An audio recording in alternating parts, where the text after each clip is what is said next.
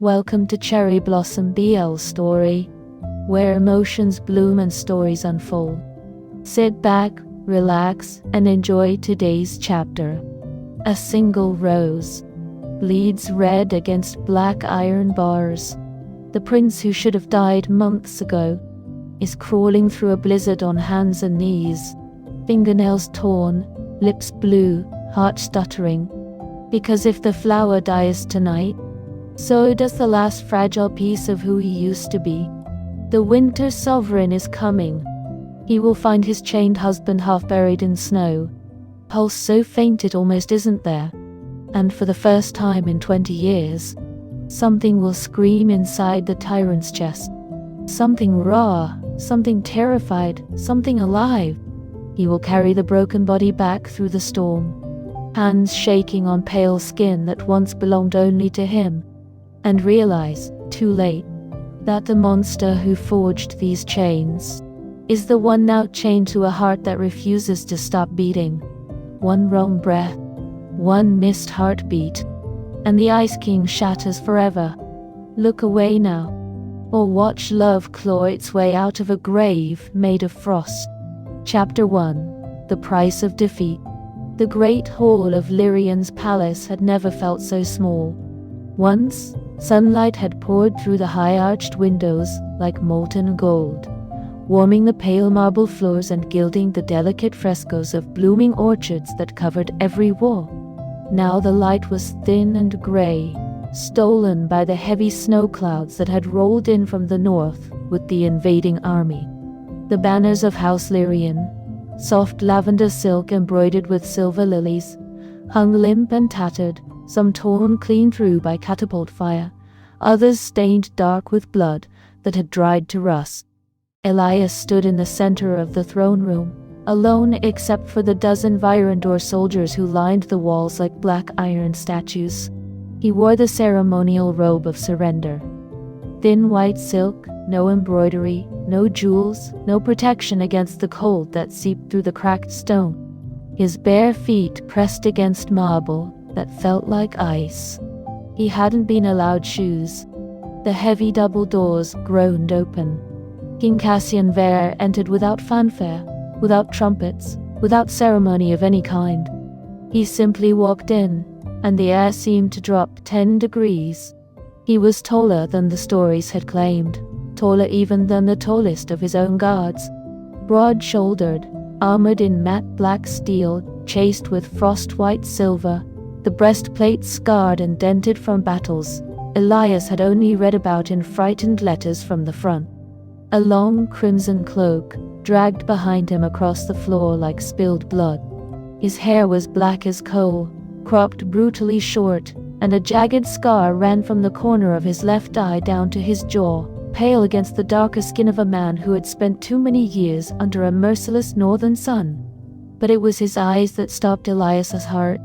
They were the color of frozen steel, flat and unreadable.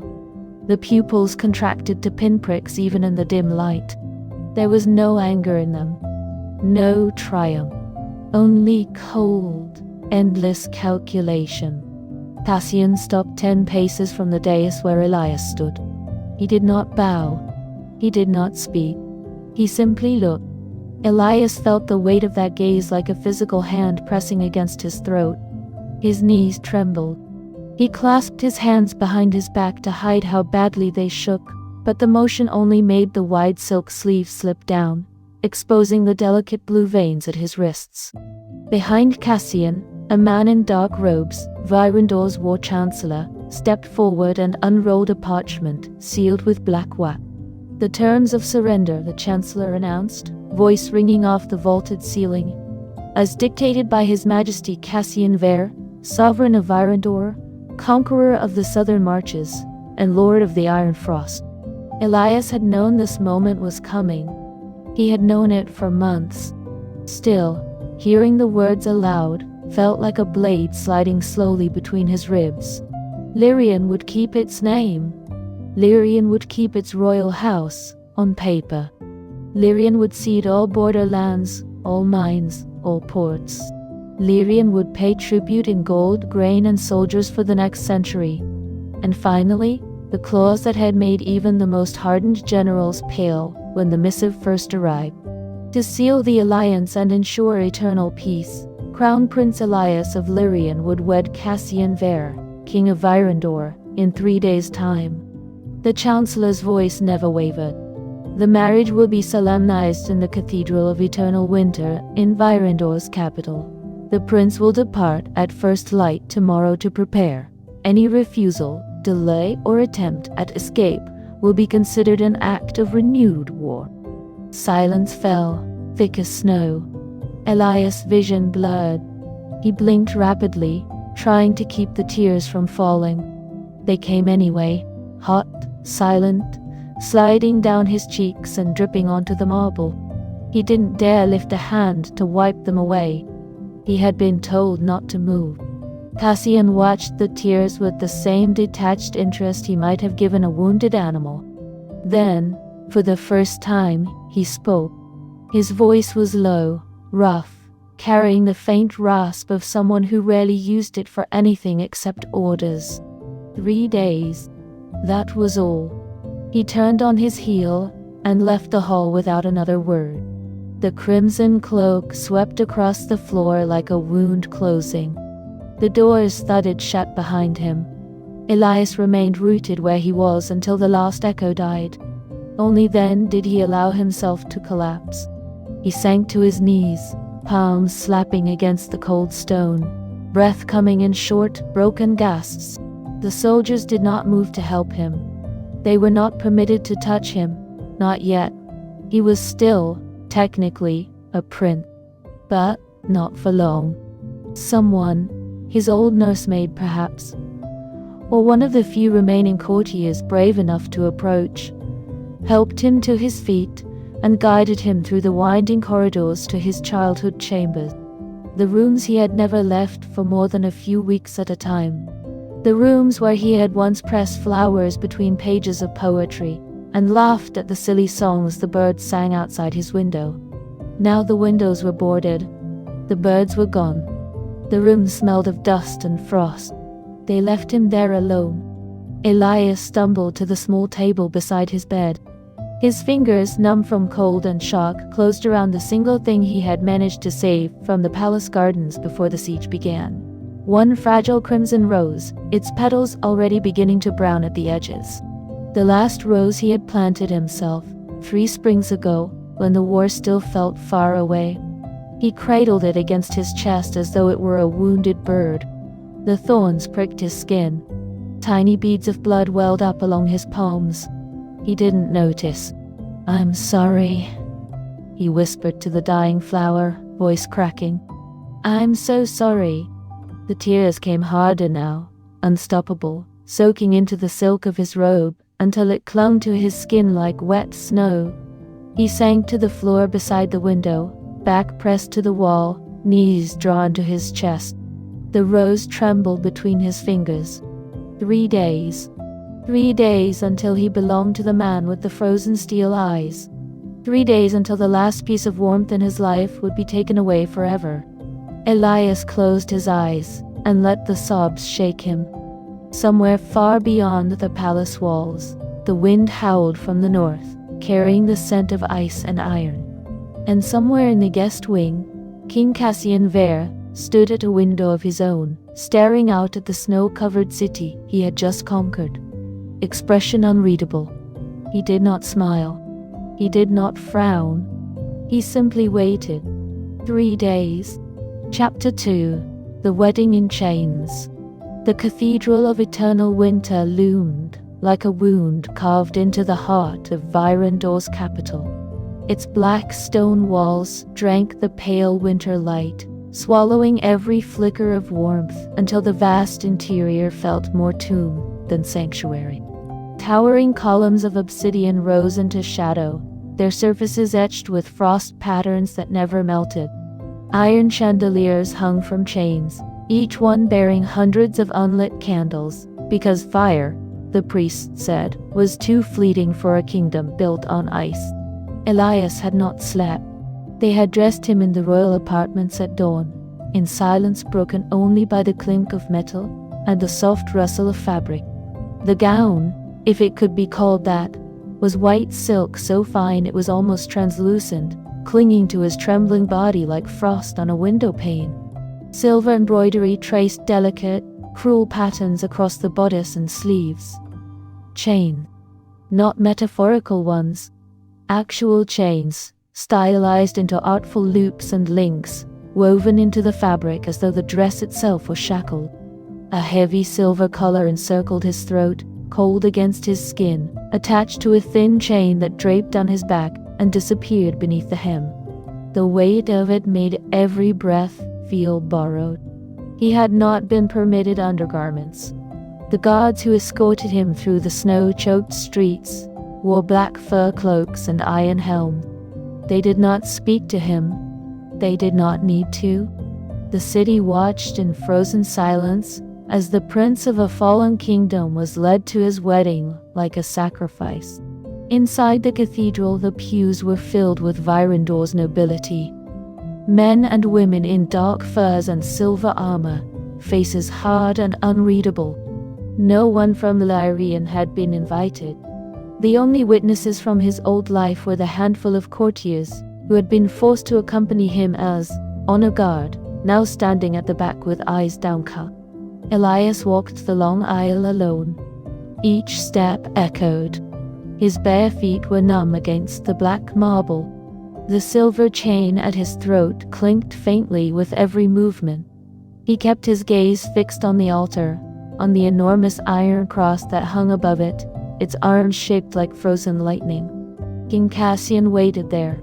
He wore no ceremonial robes, only the same black armor he had worn when he entered Lyrian's throne room. Freshly polished now, the crimson cloak replaced with one of deep midnight edged in frost-white wolf fur. The scar on his face stood out starkly in the dim light. His hands were bare, knuckles scarred, fingers long and powerful. He did not smile when Elias reached him. He did not speak. The high priest, a gaunt man in robes of black velvet, began the rite without preamble. His voice was dry as old bones. King Cassian Ver, sovereign of Virendor, do you take this man, Elias of Lyrien, to be your consort, bound in body and blood, until death or your will releases him? Cassian's voice was monotone, flat as the frozen sea. I do. The priest turned to Elias. Prince Elias of Lyrien, do you take this man, Cassian Ver, to be your husband, bound in obedience and submission, until death or his will releases you? Elias' throat closed. The words stuck like ice in his mouth. He felt the first tear spill over, hot against his cold cheek. He nodded once, barely. The priest's eyes narrowed. Speak. Elias' voice came out small, cracked, almost lost in the vastness of the cathedral. I do. A murmur rippled through the congregation. Amusement, perhaps, or contempt? The priest lifted a thin silver band, etched with the same chain pattern as Elias' gown. Cassian took it without looking at the priest. He seized Elias' left hand, his grip bruising, unyielding, and forced the ring onto the third finger. The metal was cold enough to burn. Elias flinched, a soft whimper escaping before he could stop it. Then, it was Elias's turn. His fingers shook so badly he nearly dropped the second ring, a thicker band of black iron inlaid with silver. He had to use both hands to slide it onto Cassian's finger. The king did not move, did not blink, only watched as Elias's tears fell faster, splashing onto the back of his own hand. The priest raised his arms. By iron and frost, by blood and stone, I bind you. What the North has taken, the North keeps. Cassian's hand closed around Elias' wrist. Without warning, he yanked. Elias stumbled forward, crashing into the hard plane of Cassian's armored chest. The chain at his throat jerked taut. A startled cry escaped him, sharp, involuntary, before Cassian's other hand clamped around the back of his neck, fingers digging into the soft hair at his nape. The kiss was not a kiss. It was a claim. Cassian's mouth was hard, punishing, tasting of iron and winter. He forced Elias's lips apart, took what he wanted, deep and brutal. Elias' knees buckled. Only Cassian's grip kept him upright. The silver collar bit into his throat as he gasped against the invasion. Tears streamed freely now, soaking into the wolf fur at Cassian's shoulder. The cathedral watched in silence. When Cassian finally released him, Elias was shaking so violently he could barely stand. His lips were swollen, his cheeks flushed and wet. The king's thumb dragged roughly across Elias' bottom lip, smearing the tears and the faint trace of blood where teeth had caught skin. "Mine," Cassian said, quiet, for Elias alone.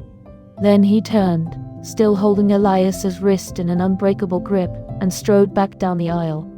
Elias stumbled after him, half-dragged, the chain at his throat clinking with every uneven step. The congregation rose as they passed, but no one cheered. No rice was thrown. No bells rang. Only the wind howled outside the cathedral doors, as though the storm itself approved. They did not return to the palace by carriage. Cassian carried him. One arm hooked beneath Elias' knees, the other locked around his back, pressing him against the cold armor like a trophy. Elias' head fell against Cassian's shoulder. He had no strength left to resist. The city blurred past in a haze of snow and stone. People stared, soldiers, merchants, children, but no one dared speak. By the time they reached the royal wing, Elias was shivering uncontrollably, tears frozen on his lashes. Cassian kicked the heavy doors of the bedchamber open and carried him inside. The room was vast, dark, lit only by a low fire that did little to warm the stone. A massive bed dominated the space, draped in black furs and crimson silk. The doors slammed shut behind them with a sound like a tomb sealing. Cassian dropped Elias onto the furs without ceremony. Elias landed hard, the air knocked from his lungs. He curled in on himself instantly, arms wrapped around his middle, white silk pooling around him like spilled milk. Cassian stood over him, armor glinting in the firelight, expression unreadable. He reached down, fingers closing around the silver chain at Elias' throat. He tugged once, light, almost gentle. Elias' head jerked up, wide eyes meeting frozen steel. Cassian's voice was low, rough, final. "Welcome to your new life, little prince." Then he released the chain. And the night began. Chapter 3. First Night. The door slammed shut with the finality of a coffin lid. Elias lay sprawled across the black furs where Cassian had dropped him, chest heaving, silver chains glinting dully in the firelight. The heavy silk of his wedding gown had ridden up around his thighs during the rough carry through the corridors, exposing pale skin already marked with the faint imprint of the king's finger. He tried to pull the fabric down, hands shaking so violently the motion was almost useless. Cassian stood at the foot of the bed, unmoving, watching him. The king had not removed his armor. Only the crimson cloak had been discarded somewhere in the antechamber. The black steel breastplate caught the fire's glow like obsidian, making him seem larger, more inhuman. He reached up slowly, deliberately, and unbuckled the first strap at his shoulder. The sound of metal parting echoed in the silence. Elias shrank back against the furs, knees drawing up instinctively. "Please," he whispered, voice barely audible. I've never." Cassian's eyes flicked to him, sharp and cold. Quiet. One word. A command. Elias' mouth snapped shut. Tears were already falling again, silent rivers down his cheeks. He wiped at them with the back of his hand, smearing silver from his lashes across his skin. Cassian finished unbuckling the armor piece by piece, methodical, unhurried. Breastplate, vambraces, greaves. Each item placed aside with care, as though he were preparing for battle rather than a marriage bed. When he was down to the dark linen tunic and trousers, he finally moved. He crossed the room in 3 strides. Elias flinched as a large hand closed around his ankle, and yang. The prince slid down the bed with a startled cry, silk pooling around his waist. Cassian loomed over him, one knee braced on the mattress, the other foot still on the floor. His fingers dug into Elias' thigh, hard enough to bruise. "You will learn," Cassian said, voice low and rough, "that your tears mean nothing here." Elias tried to twist away. "Please, my lord, your majesty, I beg you." Cassian's other hand shot out, clamping over Elias' mouth. "Begging is not permission," he growled. "It is noise." He tore the silk bodice down the front in one brutal motion. The silver chains ripped free, scattering across the furs like broken promises. Elias' chest heaved, exposed to the cold air, nipples tightening painfully. He sobbed against the palm pressed over his lips, the sound muffled and desperate. Cassian did not prepare him. There was no oil, no gentleness, no patience. Only the rough shove of trousers pushed down, the hard press of Cassian's arousal against Elias' inner thigh. And then, the sudden, tearing intrusion. Elias screamed into the hand that silenced him. Pain lanced through him like lightning, white-hot and merciless. His body arched, trying to escape, but Cassian's weight pinned him down, hips snapping forward in a rhythm that allowed no reprieve. The king's breath was harsh against his ear, each thrust punctuated by a low animal growl. "This is your purpose," Cassian rasped, voice thick with something darker than lust. "To take me, to entertain me, to bleed for me if I wish it." Tears streamed into Elias' hair, soaking the furs beneath his head. His hands clawed at Cassian's shoulders, nails scraping uselessly against linen. He couldn't breathe, couldn't think, only feel the burn, the stretch, the relentless invasion that seemed to split him in two. "Please." The word came out broken, barely a whisper when Cassian's hand finally lifted from his mouth. "Please stop. It hurts." Cassian's pace faltered for half a heartbeat. Then he laughed, a short, cruel sound. "Good." He drove deeper, harder. Elias' back bowed, a raw sob tearing from his throat. Blood slicked away now, warm and coppery between his thighs. Every movement was agony, every withdrawal a fresh violation. When Cassian finally finished, it was with a low guttural groan, hips grinding flush against Elias as he spilled inside him.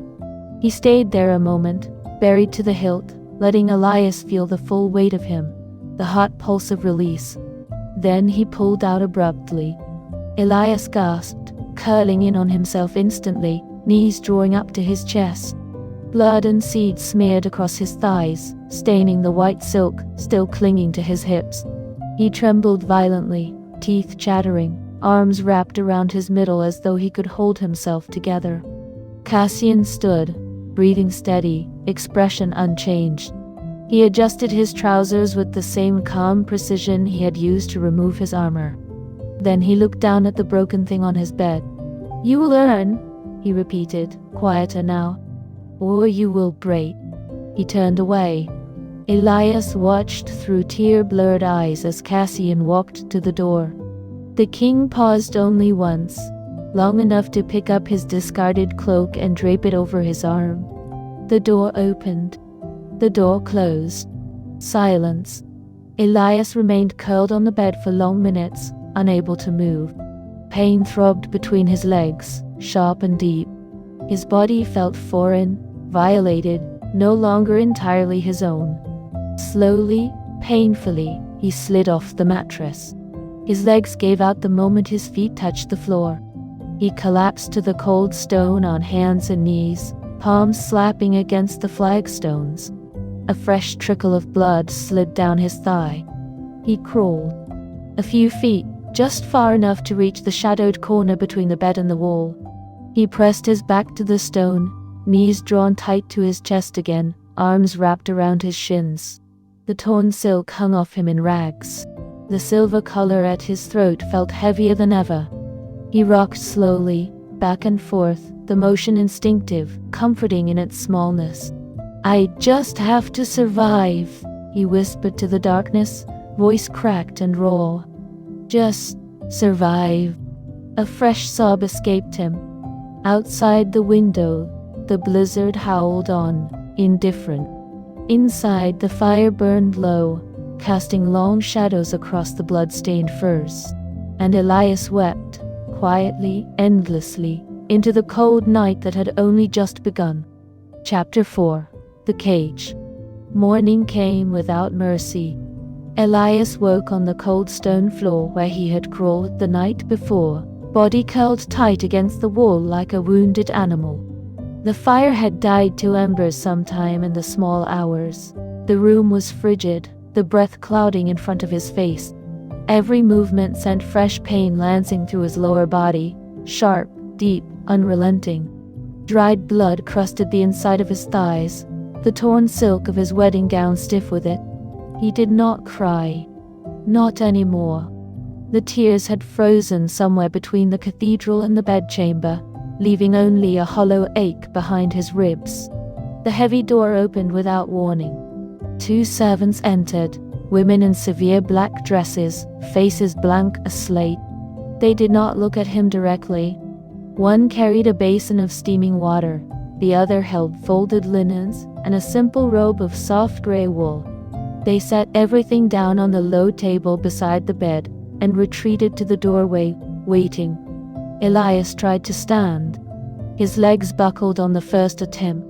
He caught himself on the edge of the mattress, knuckles white, breathing shallow. One of the women finally spoke, voice soft but firm. "His Majesty requires you bathed and presentable. You will not be allowed to leave these chambers until he permits it." The royal wing. Elias had glimpsed it the night before in flashes. High vaulted ceilings carved with frost motifs, walls of pale marble veined with silver, windows narrow and barred with iron filigree. Beautiful, yes, but every door had been locked from the outside. Every corridor ended in guarded archways. It was a cage made of luxury. They bathed him in silence. The water was scalding at first, stinging the raw places between his legs until he bit his lip bloody to keep from crying out. The servants worked quickly, efficiently, wiping away the evidence of the night with cloths that soon turned pink. They dressed him in the gray robe, long-sleeved, high-necked, soft as a sigh, and combed his damp hair until it fell in pale waves over his shoulders. No jewelry, no adornment, only the silver collar from the wedding ceremony, which one of them lifted carefully and fastened around his throat again. The metal was cold enough to make him shiver. They left without another word. Elias stood alone in the center of the vast bedchamber, bare feet on marble collar, a heavy weight at his neck. The chain had been removed, but the ring at the front remained, a perfect place to attach a leash should the king desire it. The door opened again. Cassian entered without knocking. He wore a simple black tunic and trousers today, no armor, no cloak. The scar on his face looked fresher in the pale morning light that filtered through the narrow windows. He carried a thin silver chain in one hand, not the wedding one, but a new one, delicate and finely wrought, ending in a small clasp. He stopped a few paces away and looked Elias over slowly, head to toe, as though inspecting livestock. "Better," he said. The word was flat. "But not enough." Cassian stepped closer. Elias instinctively took a step back, then froze when the king's eyes narrowed. "Do not move." Elias obeyed. Cassian reached up, fingers brushing the existing collar. He unfastened it with a soft click, then replaced it with the new one. This collar was lighter, more elegant, but no less a restraint. The clasp locked with a quiet, final snap. Cassian threaded the thin chain through the front ring and gave it a single testing tug. Elias' head jerked forward slightly. He swallowed. Cassian's voice was low, almost conversational.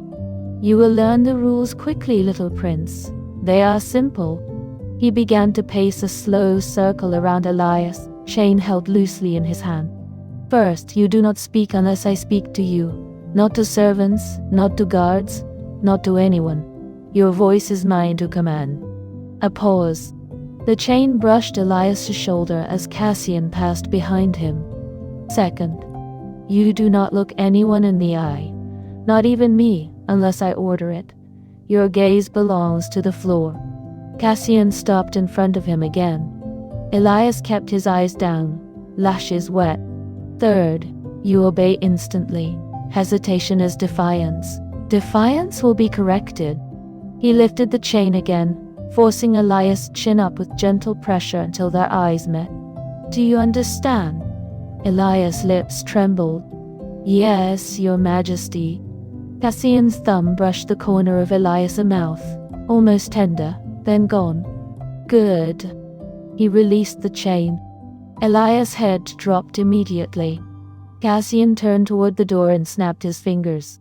A servant entered, a young man, perhaps 18, carrying a tray with bread, cheese, and a silver goblet of water.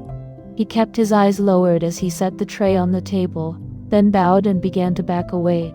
Elias watched him go. The boy paused at the door, glanced at the untouched food, then softly, almost inaudibly, said, "If your highness requires anything else." The words were kind, gentle. The first gentleness Elias had heard since the cathedral. "Thank you," Elias whispered, automatic, grateful. The servant froze. Cassian froze. The air in the room turned to ice. Cassian moved faster than Elias could track. One moment he stood near the table, the next he had Elias pinned against the marble wall, one massive hand wrapped around the prince's throat just below the collar, the other braced beside his head. Elias gasped, back arching away from the cold stone. The servant's face drained of color. He dropped to his knees, head bowed so low his forehead touched the floor. Cassian did not look at him. His eyes, those frozen steel eyes, were locked on Elias. "I gave you rules," he said, voice dangerously quiet. "You broke the first one." Elias' heart hammered against Cassian's palm. I didn't mean." Silence. Cassian leaned in until their faces were inches apart. Elias could feel the heat of his breath, the faint scent of leather and iron. "You will learn," Cassian murmured, "that every word you speak without permission costs you." He lowered his head. Teeth closed over the tender skin where neck met shoulder. Elias cried out, sharp, startled, before he could stop himself. Cassian bit down harder, not enough to break skin, but enough to leave deep, bruising marks. Pain flared bright and hot. Elias' hands came up instinctively, pushing at Cassian's chest, but the king was immovable. When Cassian finally released him, the skin was red and swollen, the imprint of teeth clear against pale flesh. He stepped back, wiping his mouth with the back of his hand. "That is your reminder," he said. "Next time, it will be worse." He turned to the servant, who still knelt trembling on the floor.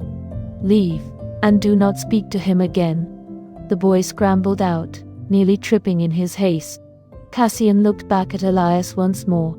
The prince had slid down the wall to sit on the floor, knees drawn up, one hand pressed to the throbbing bite mark. Tears slipped silently down his cheeks. Cassian's expression did not change. "Eat," he ordered. "Then rest. You will need your strength." He walked to the door. Paused. "Do not forget the rules again." The door closed behind him. Elias remained on the floor, staring at the untouched tray across the room. The silver collar felt heavier than ever, and the bite on his neck pulsed in time with his heartbeat. A cruel, perfect reminder that in this beautiful cage of frost and marble, he was no longer a prince. He was property. And property did not speak unless spoken to. Chapter 5. The First Spark of Jealousy. The welcome banquet was the first time Elias had been allowed outside the royal wings since the wedding. It was held in the great hall of Virendor's palace, a cavernous space of black marble and iron chandeliers that dripped with frozen crystal. Long tables groaned beneath platters of roasted venison, dark bread, and spiced wine. The air smelled of smoke, meat, and the sharp bite of winter herbs. Nobles in fur-trimmed velvet filled the benches, their laughter harsh and echoing, like stones tumbling down a frozen slope. Elias sat at the high table beside Cassian, a small, silent figure in a high-colored robe of midnight blue silk. The silver collar gleamed at his throat, the thin chain tucked discreetly beneath the fabric so it would not clink during the meal. He kept his eyes on his plate, hands folded in his lap, every movement careful and measured. He had not spoken since the bite mark punishment 3 days earlier. He had barely eaten. Cassian sat like a statue carved from obsidian, one hand resting on the arm of his throne-like chair, the other occasionally lifting a goblet to his lips. He did not look at Elias. He did not need to. The entire hall felt the weight of his presence, the unspoken threat that hung around the fragile prince like a second shadow. Halfway through the second course, Elias reached for his wine. His hand trembled, only slightly, but enough. The goblet tipped. Dark red liquid splashed across the white linen tablecloth and onto the sleeve of the young lord seated to his right. Lord Rowan of House Blackthorn, barely 22, with soft brown curls and eyes the color of summer moss, reacted without thinking. He lifted a clean napkin from his lap and pressed it gently to the stain on Elias' cup. "Here, your highness," he murmured, voice low and kind, barely audible over the din. "Let me—" Elias froze. The napkin was warm from Rowan's hand. The touch was careful, almost tender. For the first time in months, since the day the surrender terms were read in Lyrian's throne room, Elias felt something besides fear and pain. His lips curved. It was the tiniest thing, a broken, fleeting smile barely there, trembling at the corners like a flower caught in frost. His lashes lowered quickly, but not before the expression reached his eyes, soft, grateful, heartbreakingly fragile. Rowan blinked, startled by the sight of it. Then he smiled back, small, genuine, the way one might smile at something rare and wounded. Across the table, Cassian's hand tightened around his goblet. The crystal shattered. Wine sprayed across the table in dark arc. Shards glittered on the cloth like broken ice. The hall fell silent in an instant, every head turning. Cassian rose. He did not speak.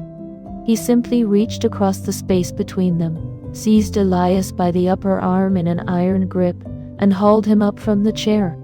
Elias gasped, stumbling as his feet dragged across the marble. The blue silk robe twisted around his legs. He did not resist. He knew better. But a soft, startled whimper escaped him. Cassian did not look at Lord Rowan. He did not need to. The young lord had gone pale, napkin still clutched in his hand, eyes wide with sudden understanding. Cassian dragged Elias from the hall. The doors slammed shut behind them. They did not go to the bedchamber. Cassian took him to the smaller antechamber that adjoined it, a room of cold stone and flickering torchlight, meant for private councils. He kicked the door shut and threw Elias to the floor. Elias landed hard on his knees, palms slapping against the flagstones to catch himself. The chain at his throat clinked once sharply. Cassian loomed above him. "On your knees," he said, voice dangerously quiet. "Properly." Elias obeyed instantly, straightening his spine, hands clasped behind his back, head bowed. His breathing was shallow, terrified. Cassian circled him slowly. "You smiled," he said. Each word was measured, precise, like the edge of a blade. "At another man." Elias' shoulders began to shake. I didn't mean." Silence. Cassian stopped in front of him. He reached down, fingers threading through Elias' pale hair, gripping hard enough to sting. "Look at me." Elias lifted his eyes. Tears were already gathering, clinging to his lashes. Cassian's face was a mask of controlled fury. The scar on his cheek stood out stark white. "You are mine," he said slowly. "Every breath, every tear, every smile, they belong to me, not to some soft-handed northern pup who thinks he can offer you kindness." He forced Elias's head back farther, exposing the column of his throat, the silver collar gleaming. "Beg," Cassian ordered. Elias' voice cracked. "Please, Your Majesty, forgive me. I won't do it again. I swear. Please." Louder. "Please?" The word tore from him, raw and desperate. "I'm sorry. I'm yours, only yours, please." Cassian's grip tightened. He dragged Elias up by the hair until the smaller man was kneeling upright, trembling violently. Then he shoved him forward, forcing him to brace his hands on the cold stone. "You will remember," Cassian growled, "who owns every part of you." What followed was brutal. No tenderness, no pause. Only the hard press of Cassian's body, the ruthless rhythm that drove Elias down onto his elbows, forehead pressed to the floor, sobs muffled against his own arm.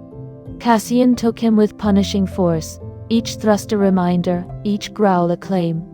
Elias begged between broken cries, "Please, I'm sorry, I'm yours," until his voice gave out entirely. When it was over, Cassian did not pull away immediately. He stayed buried inside, breathing harshly against Elias' nape, one arm locked around the prince's waist to keep him from collapsing entirely. Then, slowly, he withdrew.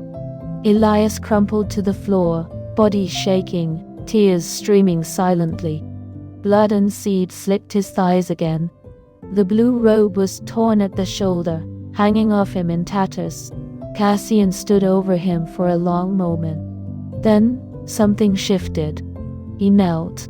He gathered Elias into his arms without a word, lifting the smaller body against his chest. Elias was too exhausted to protest, too broken to fight. His head lolled against Cassian's shoulder, tears soaking into the black tunic. Cassian carried him to the bedchamber. He laid Elias down on the furs, gently this time, though the gentleness felt almost accidental. Elias curled into himself instantly, knees to chest, trembling. Cassian watched him for several heartbeats. Then he climbed onto the bed behind him. He pulled Elias back against his chest, one massive arm wrapping around the prince's waist, the other sliding beneath his head like a pillow. Elias stiffened at first, expecting more pain, more punishment. But Cassian only held him. Tight, possessive, unyielding. Elias' sobs quieted slowly, exhaustion pulling him under like a tide. His breathing evened. His body went limp. He cried himself to sleep in the arms of the man who had just broken him again. Cassian did not move. He stared at the dying fire across the room, jaw clenched, eyes dark with something new and dangerous. Jealousy had always been a cold thing inside him, sharp, controlled. Now it burned, and it had no intention of letting go. Chapter 6. Invisible Flowers. Weeks bled into one another in the royal wing until time lost its edges. Elias had learned silence the way a prisoner learns the shape of his cell, by pressing against the walls until the bruises taught him the boundaries. He spoke only when Cassian addressed him. He looked only at the floor. He obeyed every command with the mechanical precision of someone who had forgotten how to want anything else. But there were still the roses. He had smuggled 3 small clay pots out of Lyrian on the night of the surrender, hidden beneath the folds of his cloak, cradled against his chest like stolen children. The guards had searched his belongings, but not the trembling prince himself. The pots had survived the journey north, wrapped in scraps of silk, tucked into the bottom of the wooden chest that now sat at the foot of the massive bed. 2 of the roses had already died. Their stems had withered to brittle brown threads, petals fallen like dried blood onto the windowsill where Elias had placed them in secret. Only one remained. He tended it in the small hours before dawn, when the palace still slept and the servants had not yet come to light the fires. He would kneel on the cold marble, dip a cloth into a cup of water he had begged from the kitchen in silence, and press the damp fabric to the soil. He spoke to the flower in whispers too soft to carry beyond his own lips. "You're still here," he would murmur. "You're still alive." The rose was small, its single crimson bloom half furled, edges already browning from the dry northern air. But it lived. It breathed. It reminded him that something from home had not yet been crushed beneath Virindor's heel. He kept the pots hidden behind the heavy velvet drapes that framed the narrow window. The fabric fell in thick folds to the floor, concealing the small clay vessels from casual view. Every morning he checked them, heart in his throat, praying the servants would not notice the faint scent of earth and dying petals. Cassian noticed. It happened on a morning when the king returned earlier than expected from the council chamber. Elias had just finished watering the last rose, his fingers still damp, the cloth tucked into his sleeve, when the door opened without warning. Cassian stood framed in the doorway, cloak still dusted with snow from the corridor, eyes scanning the room with the same cold precision he used on battle maps. Elias froze. He dropped his gaze to the floor instantly, hands clasped behind his back, body rigid. Cassian crossed the chamber in slow, deliberate strides. He paused beside the window. The drapes shifted slightly as he reached out and drew them aside. The 3 pots sat exposed on the wide sill, pathetic and fragile in the pale winter light. 2 were dead. The third, the living one, tilted slightly, as though leaning toward the thin shaft of sunlight that had managed to pierce the frost on the glass. Cassian stared at them for a long moment. Then he laughed, a low, harsh sound that held no humor. "You kept these?" he said. "From Lyrian?" Elias did not answer. He was not permitted to speak unless spoken to directly. Cassian reached for the first dead pot. He lifted it, turned it in his hand, then crushed it between his fingers. Clay shattered. Dry soil and brittle stems scattered across the marble like ash. He moved to the second. Same motion. Same destruction. Elias' breath hitched. Cassian turned to the last one, the living rose. He lifted it slowly, almost contemplatively, as though weighing its worth. The single bloom trembled on its thin stem. Elias moved without thinking. He threw himself forward, sliding across the marble on his knees, placing his body between Cassian's hand and the flower. "No, please." The word tore from him, raw and desperate, breaking every rule in a single breath. Cassian froze. The pot hovered in his grip, inches from Elias' face. The prince's hands were raised, palms open, trembling, ready to take the blow if it came. Tears streamed down his cheeks, but he did not lower his gaze. For the first time since the wedding, he looked directly into Cassian's eyes, wide, pleading, terrified, but utterly determined. "I'll take it," Elias whispered, voice cracking. "Hurt me instead, please. Not the rose. It's the last one. It's the last piece of—" He couldn't finish. A sob choked him. Cassian's hand did not move. The room was so silent that Elias could hear the faint crackle of the dying fire in the hearth, the soft patter of snow against the window pane. Cassian's expression did not change at first. The frozen steel eyes remained unreadable. Then something flickered, something small, almost imperceptible. A crack in the ice. He lowered the pot. Slowly. He set it back on the sill with careful precision, as though it were made of glass instead of cheap clay. Elias remained on his knees, shaking, tears falling faster now. He expected the punishment to come.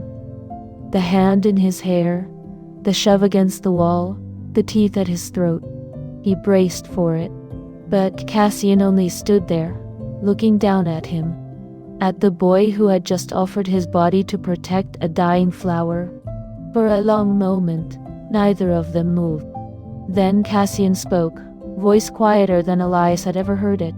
"Why?" Elias swallowed, throat raw. Because it's all I have left. Of home. Of before." Cassian's jaw tightened. He reached down, not roughly, and took Elias by the upper arm, pulling him to his feet. Elias swayed, legs weak from fear and exhaustion.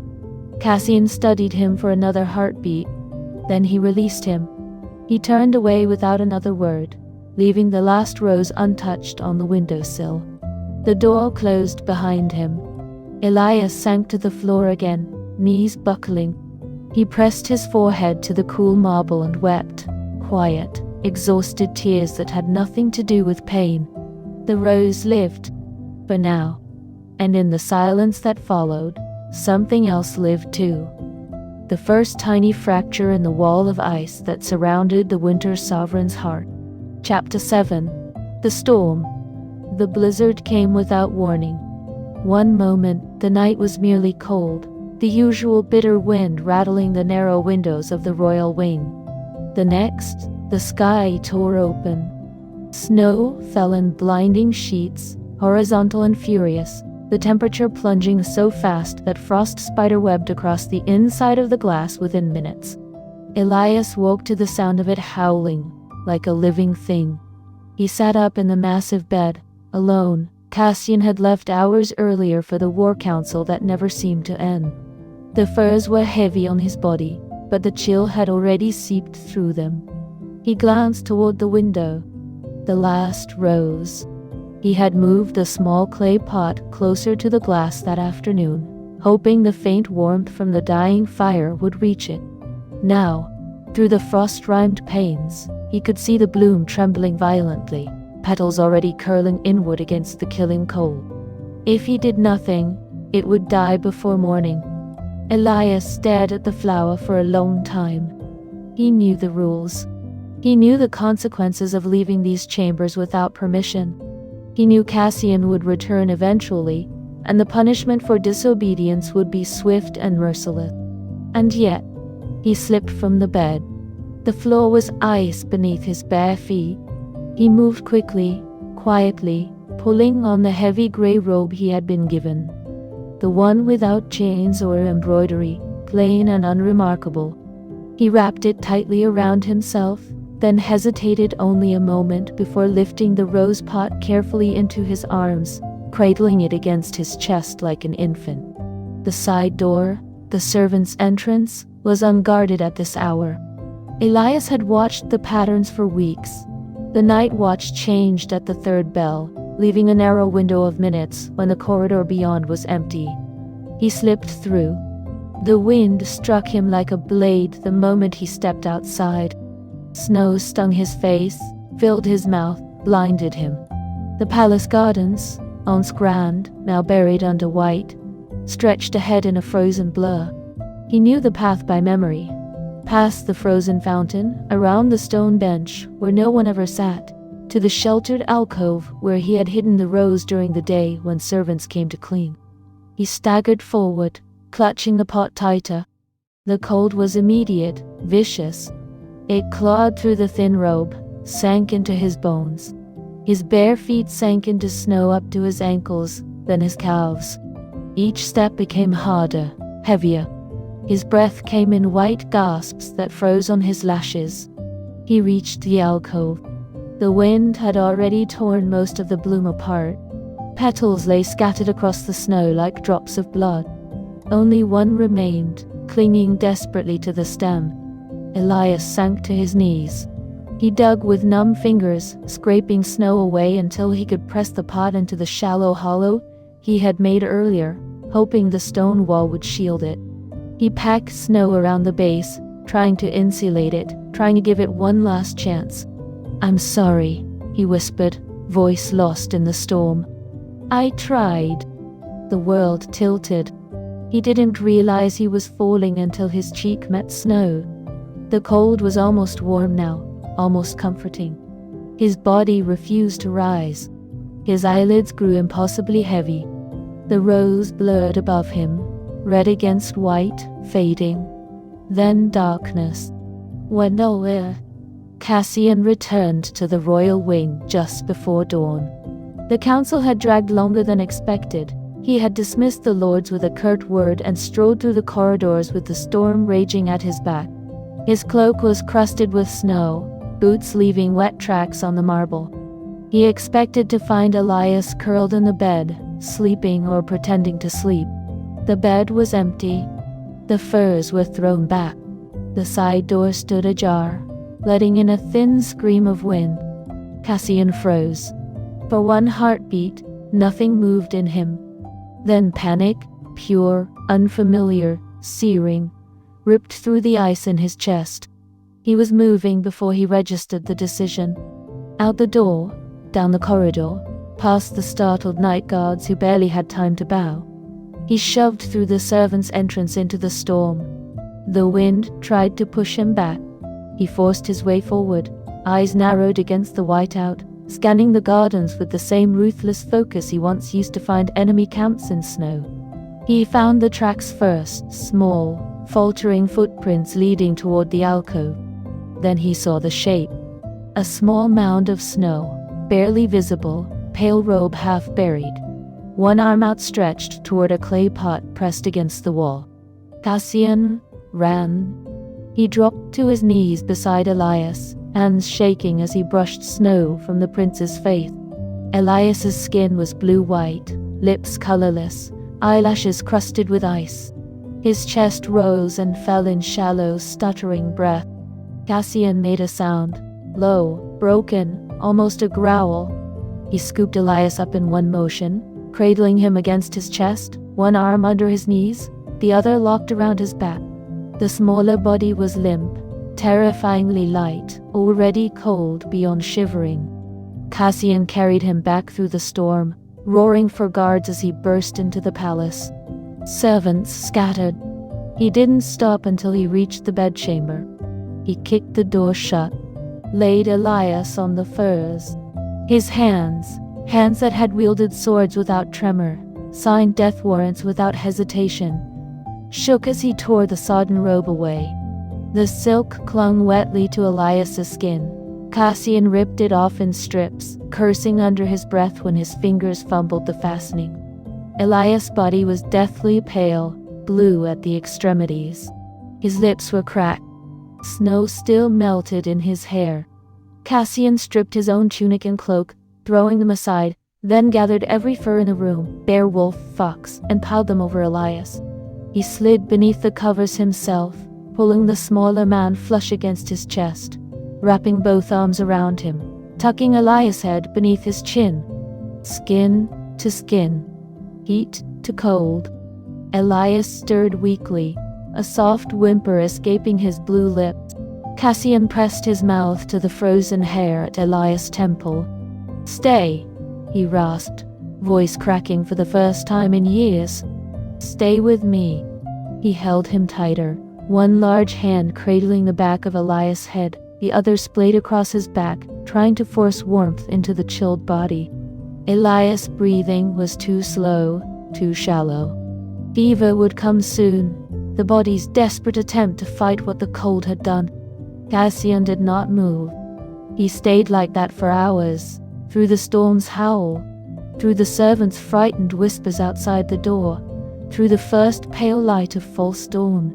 He held Elias as the prince's temperature began to climb, as fever flushed his cheeks red and made him shiver violently in his arms. He held him through the delirium, when Elias murmured soft, broken words in the tongue of Lyrian, when he cried out for a home that no longer existed. Cassian did not speak.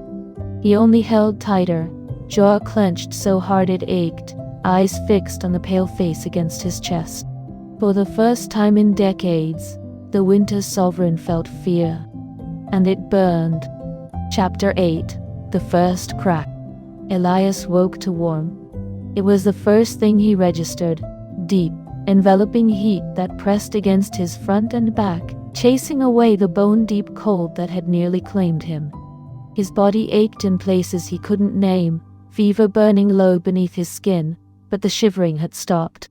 He felt heavy, safe, held high. His lashes fluttered open. He was cocooned in thick furs, the same black and gray pelts that covered the massive bed. A heartbeat thudded steadily beneath his ear, strong, slow, human. An arm lay across his waist, heavy and unyielding, fingers splayed possessively over his bare stomach. Another hand cradled the back of his head, thumb resting against the nape of his neck. Cassian Dieter. The king had not dressed. His chest was bare, skin scarred and warm against Elias' cheek. He had pulled Elias flush to him, one leg hooked over both of Elias, as though afraid even in sleep the smaller man might slip away again. The silver collar still encircled Elias' throat, but the chain had been unfastened. It lay coiled on the bedside table like a sleeping snake.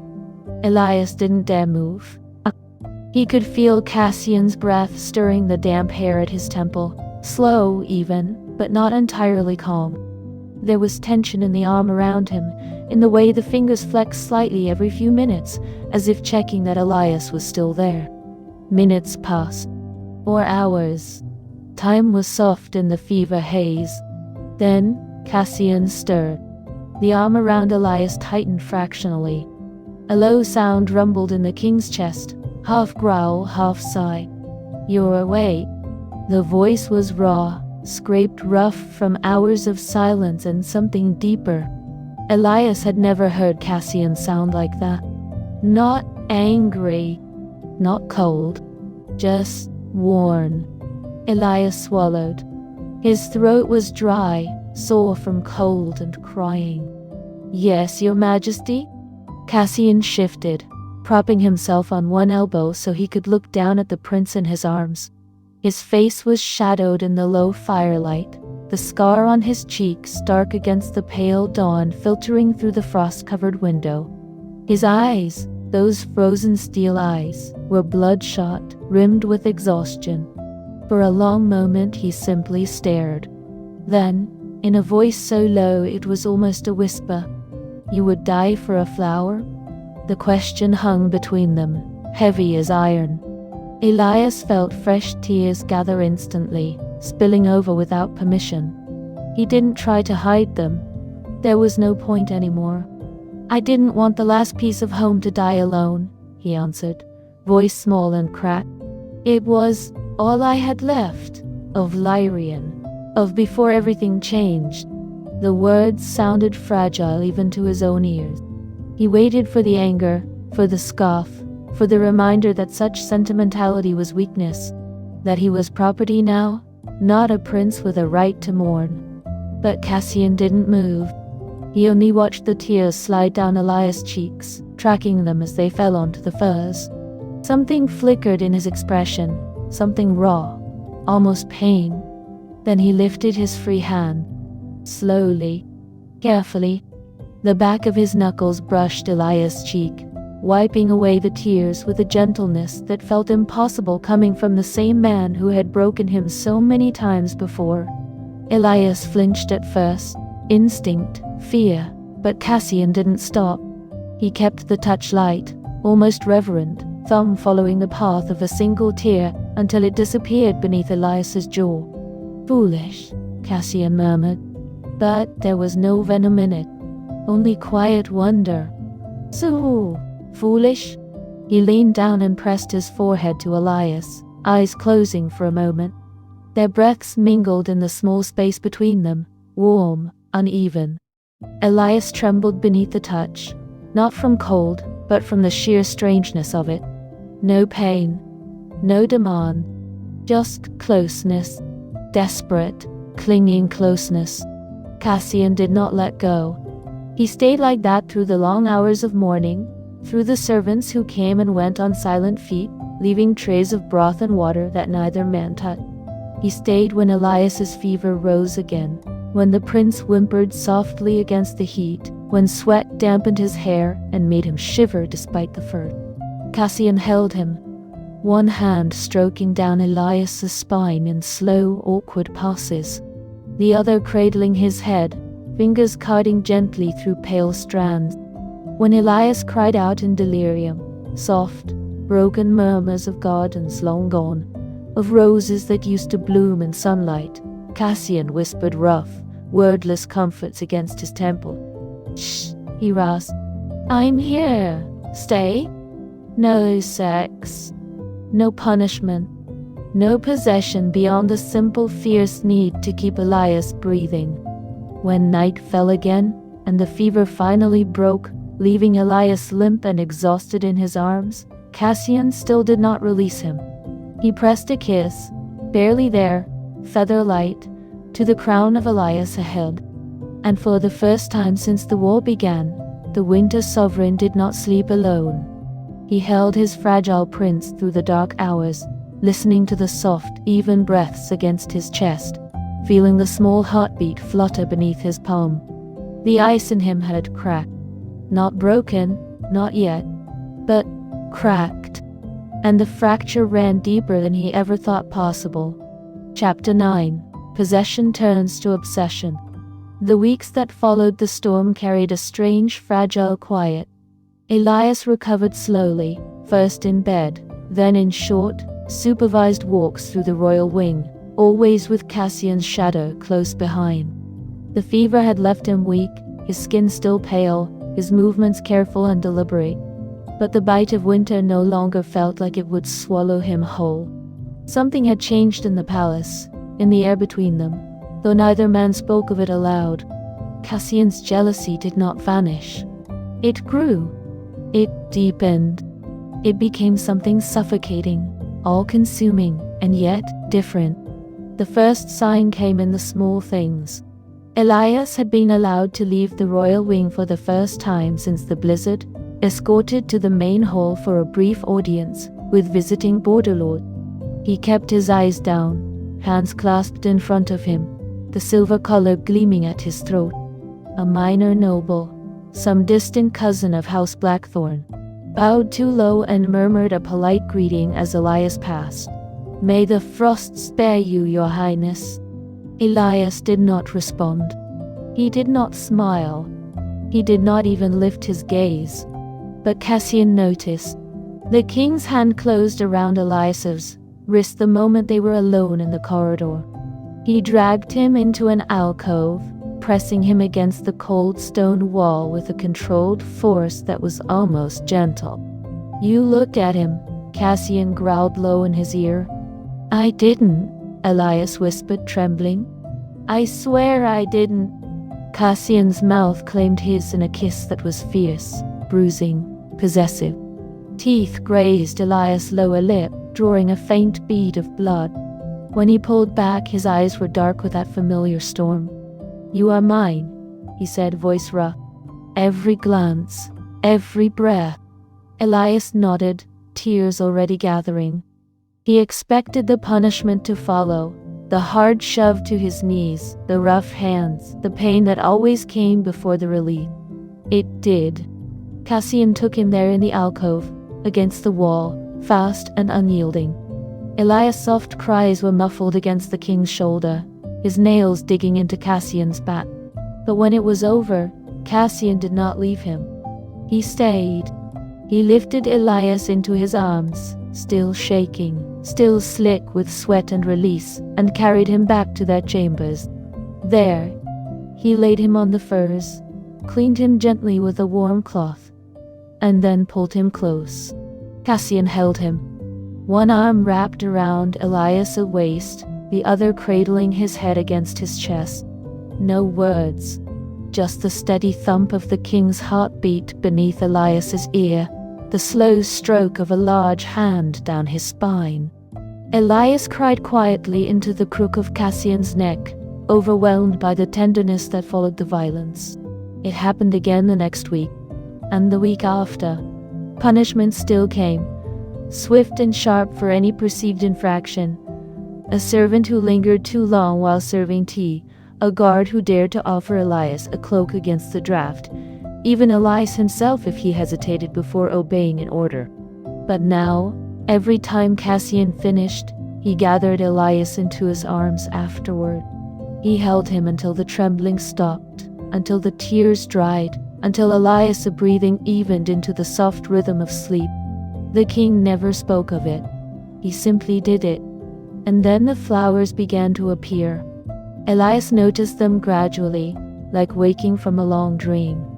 First, it was a single potted lily on the windowsill one morning, white petals soft as silk, the scent faint but unmistakable. He stared at it for a long time, certain it was a mistake, that a servant had misplaced it. But no one came to remove it. Then came the violets, small clusters of purple in clay bowls on the bedside table. Then snowdrops, delicate and white, arranged in a shallow basin near the hearth. Then a miniature rose bush, its buds still closed, placed carefully on the low table where Elias took his meals. He never saw anyone bring them. He never heard orders given. But he knew. One evening, when Cassian returned from the council chambers, Elias was kneeling beside the rose bush, fingertips brushing the tiny green leaves. The king paused in the doorway, watching. Elias looked up, only for a moment, then quickly lowered his gaze again. "They're beautiful," he whispered.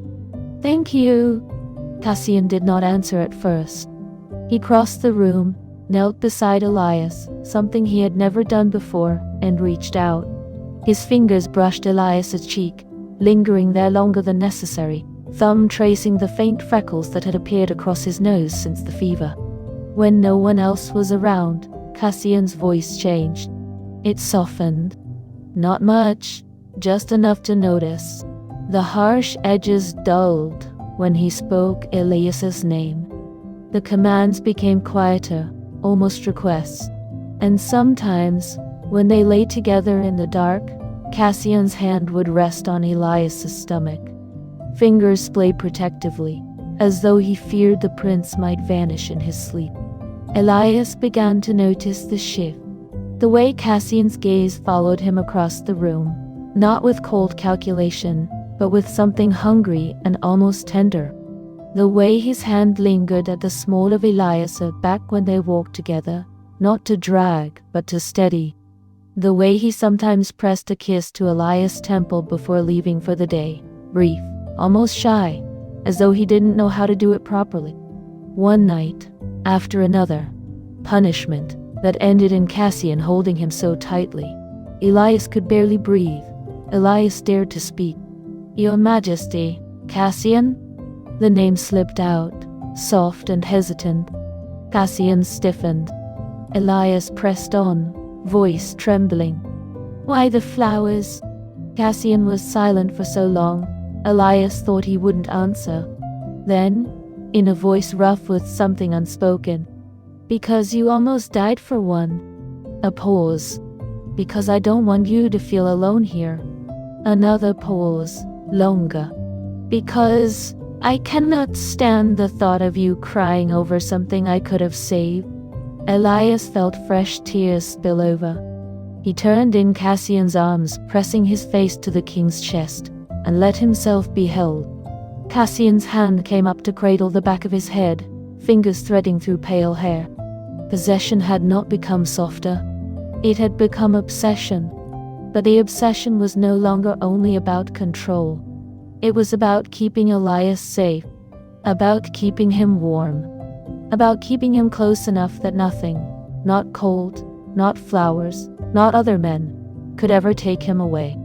And in the quiet of the night, with flowers blooming in the corners of their chambers and Elias' soft breaths against his skin, Cassian finally admitted, to himself, if not aloud, that the ice in his heart was melting, and it terrified him, because once it was gone entirely he would never be able to rebuild it, and he wasn't sure he wanted to. Chapter 10. The Breaking Point. Cassian's POV. I have never feared anything. Not the blade that carved the scar across my face. Not the screams of men dying under my command. Not the endless winter that swallowed my family whole when I was barely more than a boy. Fear is a luxury for the weak. And yet, the sight of Lord Gavrin leaning too close to Elias in the East Corridor, his hand outstretched as though he might touch the sleeve of my husband's robe, ignites something inside me that is worse than fear. It is annihilation. The corridor is narrow, lined with iron sconces and tapestries of frost-bitten wolves. Elias walks ahead of me by only a few paces, as I have permitted today. His steps are careful, eyes on the marble floor, silver collar catching the torchlight like a brand.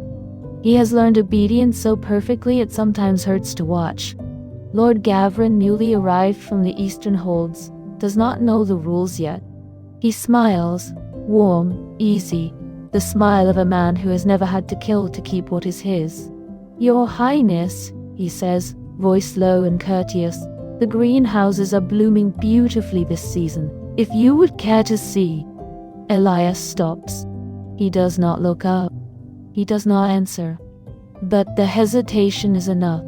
The world narrows to the space between Gavrin's outstretched hand and Elias's sleeve. I am moving before I register the decision. My sword is in my hand, drawn so fast the rasp of steel is almost silent. And the point is at Gavrin's throat in the next heartbeat. The man freezes, eyes wide, color draining from his face. I feel the pulse in his neck against the tip of the blade. Fast. Terrified. Good. What? "You will not speak to him," I say, voice flat, calm, the way I speak before executions. "You will not look at him. You will not breathe in his direction." Gavrin's mouth opens, closes. No sound comes out. I press the blade forward, just enough to draw a thin bead of red. I want to kill him. I want to open his throat and watch the life leave him in a hot rush. I want to paint the corridor with him. I want to erase the memory of that smile he dared offer what is mine. And then Elias moves. He throws himself between us. Small hands against my chest, pushing, not with strength, but with desperation. His body shields Gavrin's like a fragile wall of silk and skin. "Please," Elias whispers, voice cracking. "Please, Cassian, don't. He didn't. He only spoke. Please." Tears already spill down his cheek. They fall faster than I can count.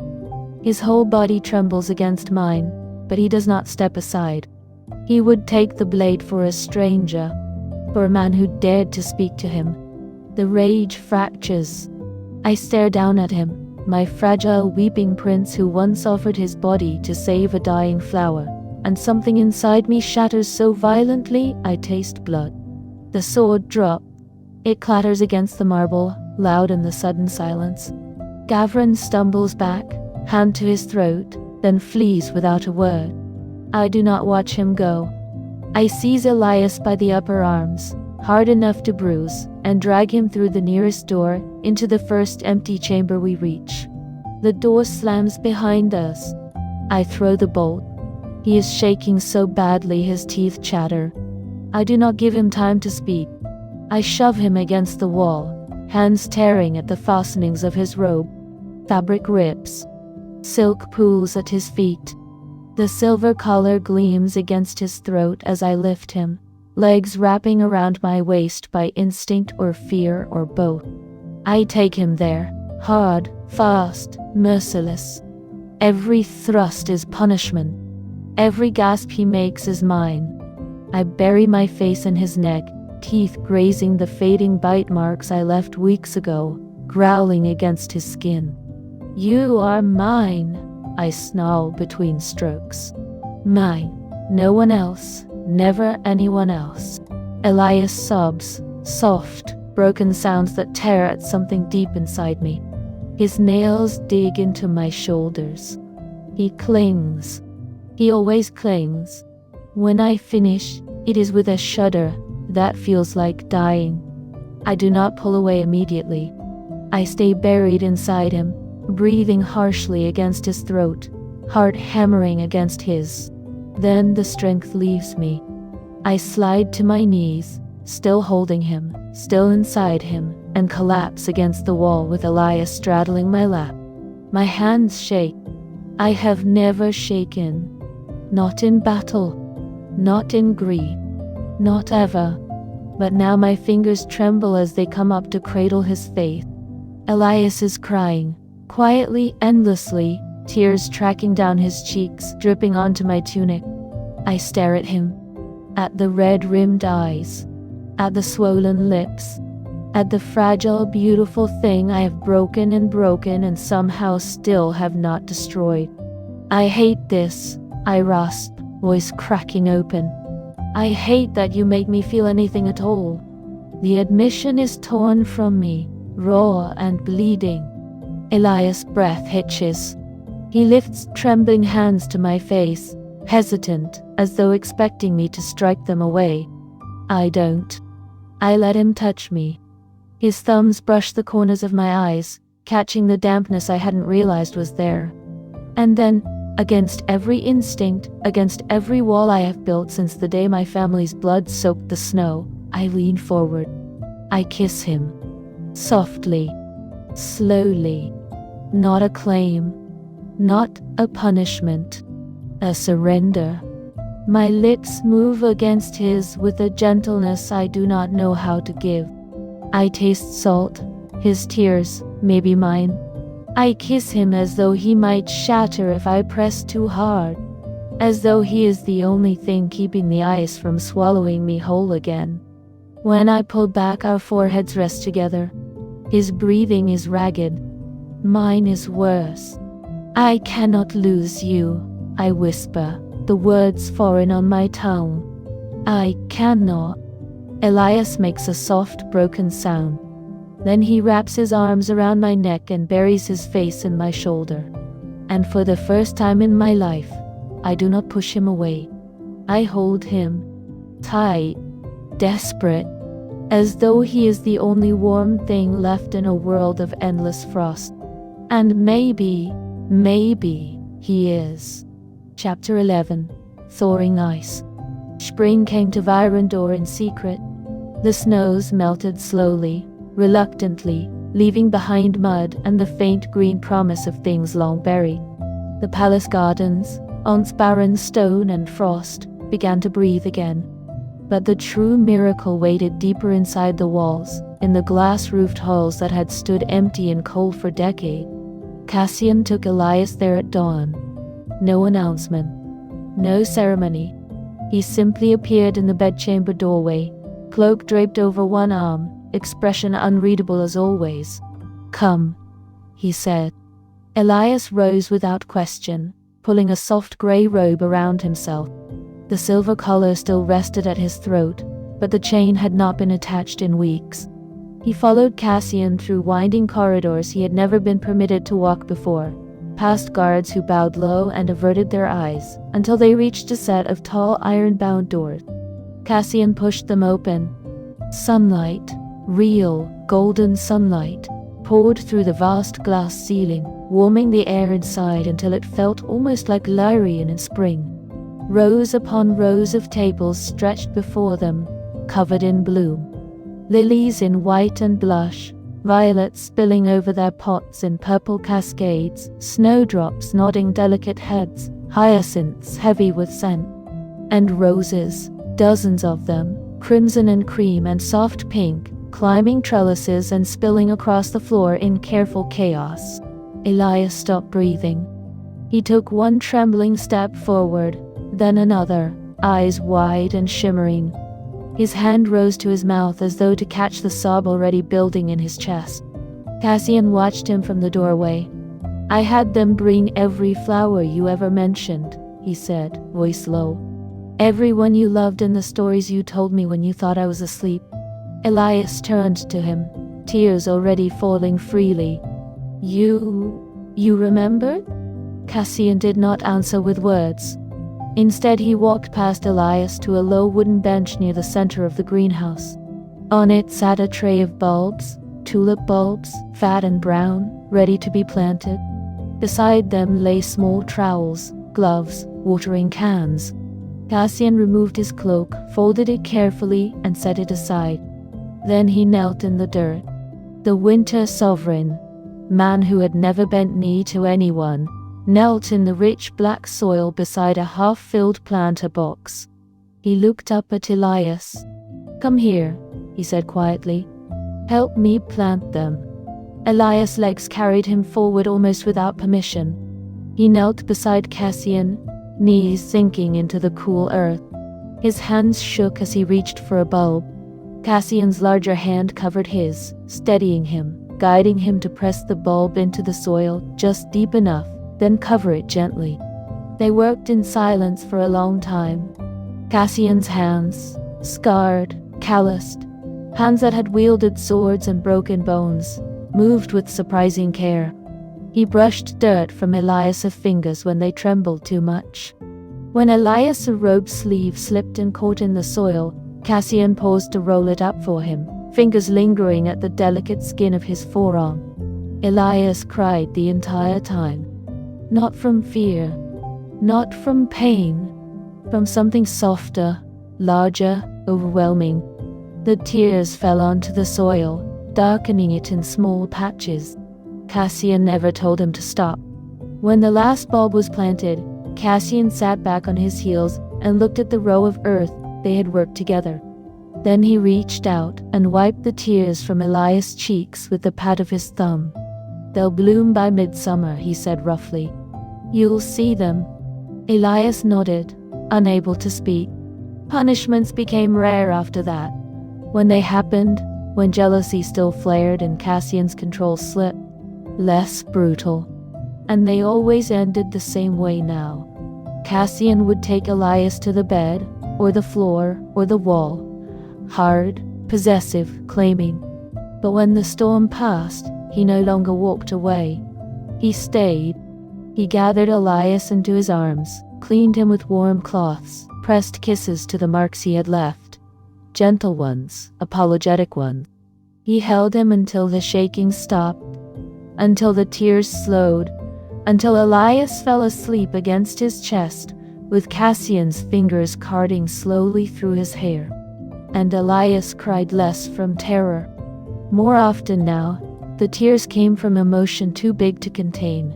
The sight of a new flower blooming in the greenhouse, the feel of Cassian's hand resting protectively on the small of his back when they walked together, the quiet nights, when the king murmured against his temple, "You're safe. You're mine. You're safe." One evening, as the sun set through the glass roof and painted the greenhouse gold, Elias stood among the blooming roses and turned to Cassian. He did not lower his eyes this time. He looked straight at the king, open, unafraid, shining with something that looked dangerously close to love. "Thank you," Elias whispered. Cassian stared back at him. For a moment, the old ice flickered in his gaze. Habit, fear, instinct. Then, it melted. He stepped forward, cupped Elias' face in both hands and kissed him. Slow, deep, tall, tender. When he pulled away, his voice was rough, almost broken. "I don't know how to do this," he admitted. "But I'm trying."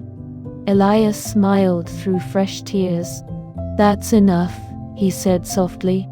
And for the first time, Cassian believed it might be. The ice was thawing, and beneath it, finally, was something green, something alive, something that had waited decades to grow.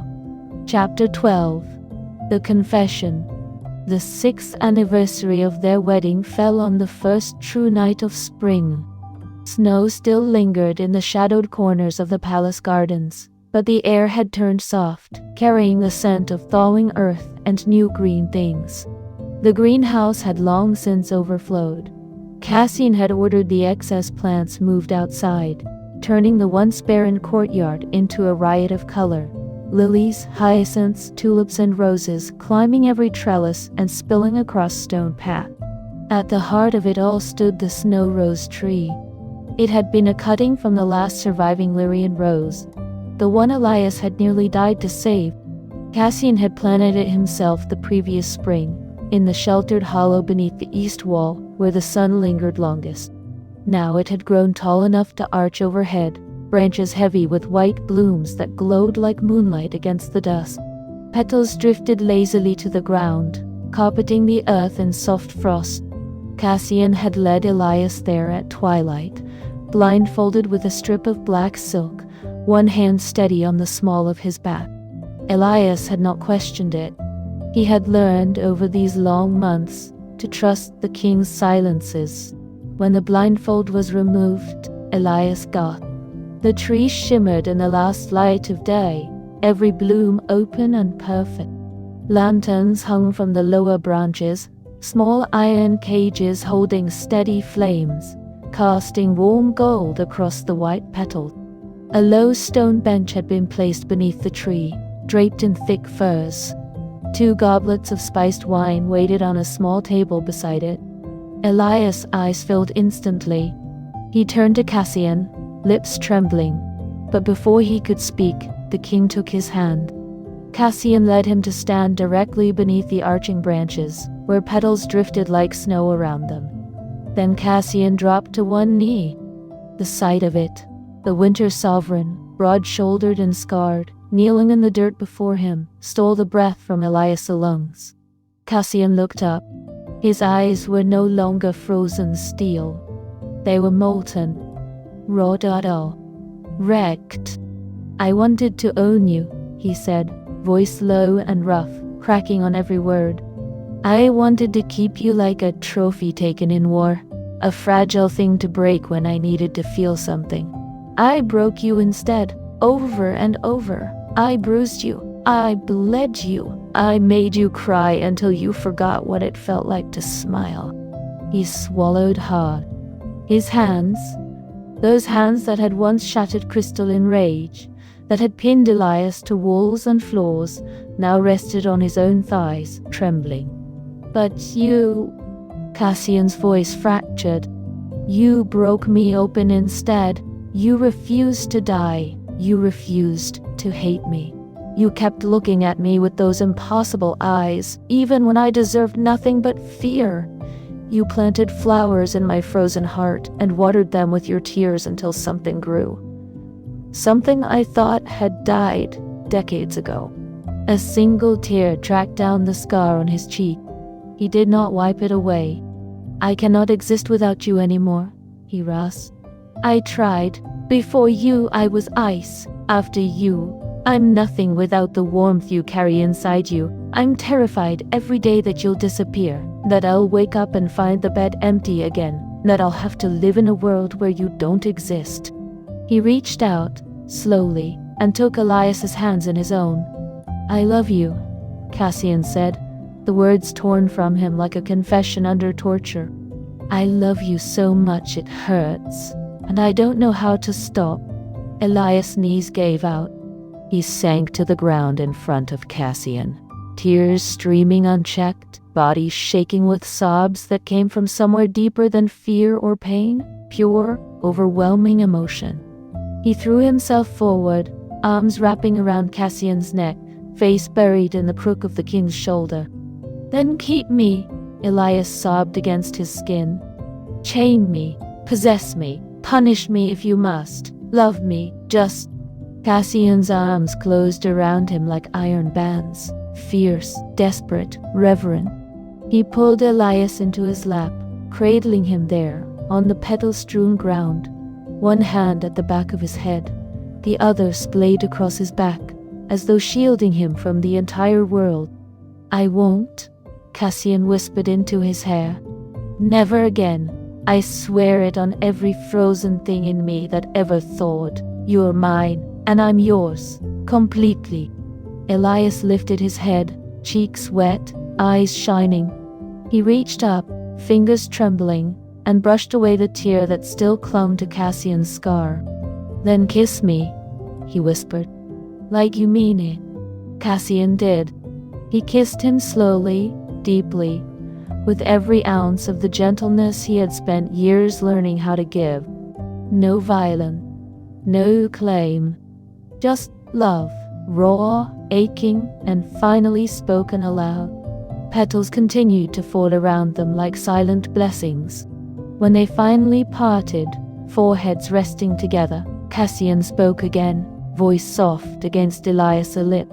"Marry me again," he murmured. "Not because you were forced, not because of treaties or war. Marry me because you choose me." Elias smiled through his tears. The first full, bright smile Cassian had ever seen from him, without shadows. "Yes," he breathed. 1,000 times yes." Cassian kissed him once more, soft, lingering, a promise sealed beneath the snow rose tree in full bloom. And in that moment, beneath the falling petals and the gentle spring night, the winter sovereign was no longer winter at all. He was simply a man who had learned how to love, and the man he loved was finally home. Chapter 13. Epilogue. 5 years later.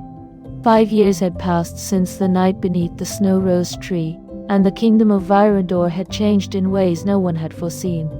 The winter sovereign was still feared.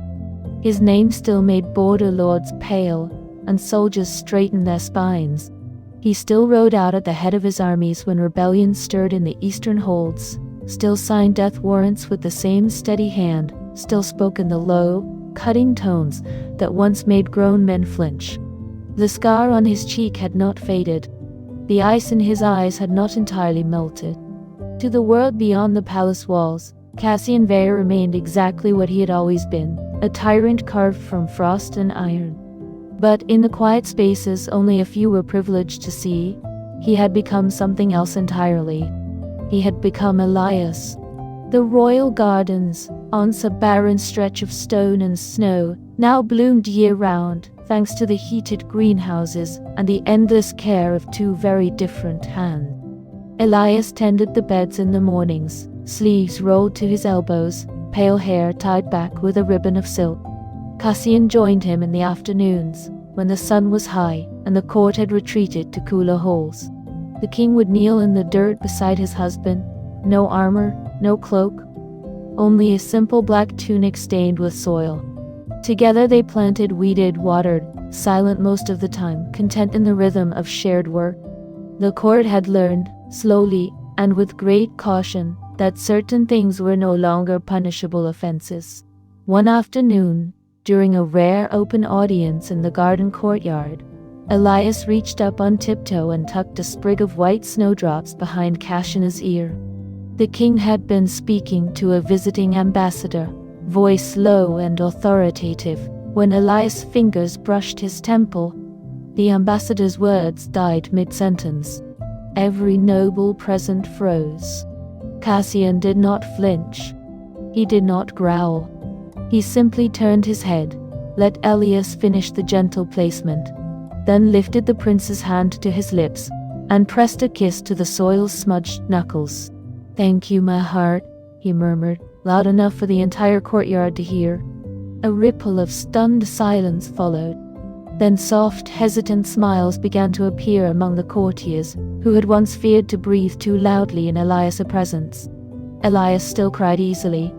The tears came when he found a new bloom he hadn't expected, when a bird sang a melody that reminded him of Larian, when Cassian returned from patrol unscathed after days away. They came quietly now, no longer born of terror, but of a heart too full to contain everything inside it. Whenever the tears appeared, Cassian would pause, whatever he was doing, council meeting, training yard, even mid-sentence with a diplomat, and cross the room to him. Large thumbs would brush the wetness from Elias' cheeks with careful strokes. Then he would lean down and kiss the damp trails, one after another, soft and lingering, until Elias laughed through the last of them. "I'm being ridiculous again," Elias would whisper, flushed and smiling. "You're being mine," Cassian would answer, and kiss him properly then, slow, deep, in front of anyone who happened to be watching.